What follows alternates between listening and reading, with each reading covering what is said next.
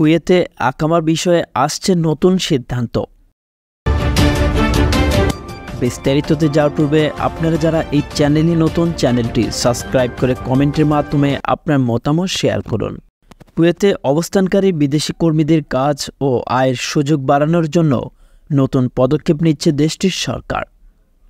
দেশটিতে খাদেম ভিসায় যাওয়া কর্মীদের জন্য মালিকের অধীনে কাজ করার সুযোগ করে দিতে ভিসা প্রক্রিয়ায় পরিবর্তন আনতে যাচ্ছে দেশটির কর্তৃপক্ষ।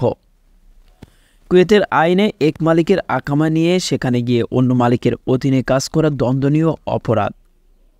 তবে সেখানে অবস্থানকারী বিভিন্ন দেশের কর্মীরা আইনের চোখকে ফাঁকি দিয়ে বিভিন্ন কাজে যুক্ত হয়ে নিজেদের দক্ষতা বাড়িয়েছেন এবং নানান পেশায় যুক্ত হওয়ার মতো নিজেদের গড়ে তুলেছেন।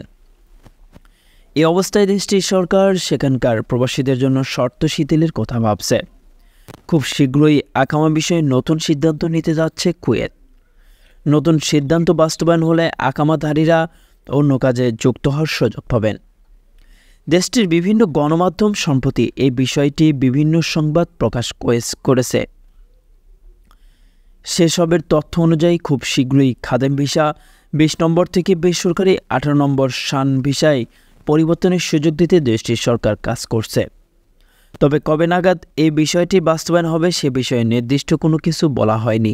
জানা যায় কুয়েতের উপপ্রধানমন্ত্রী শেখ ফাহাদ ইউসুফ সৌদ আল সাহাবের নেতৃত্বে দেশটির স্বরাষ্ট্র মন্ত্রণালয়ের উচ্চ পর্যায়ে এক বৈঠকে গৃহকর্মী ভিসা থেকে বেসরকারি খাতে ভিসা স্থানান্তরের নিষেধাজ্ঞা অস্থায়ীভাবে তুলে নেওয়ার জন্য একটি খসড়া আইন প্রস্তুত জনশক্তি কর্তৃপক্ষকে দায়িত্ব দেওয়া হয়েছে।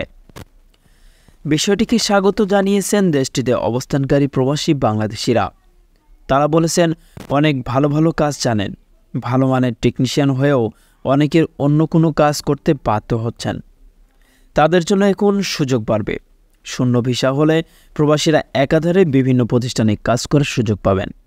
এতে আয়ের পাশাপাশি রেমিটেন্স প্রবাহও বাড়বে। সংবাদের এ পর্যন্তই। পরবর্তী নিউজ আপডেট পেতে আমাদের সাথেই থাকুন। ধন্যবাদ।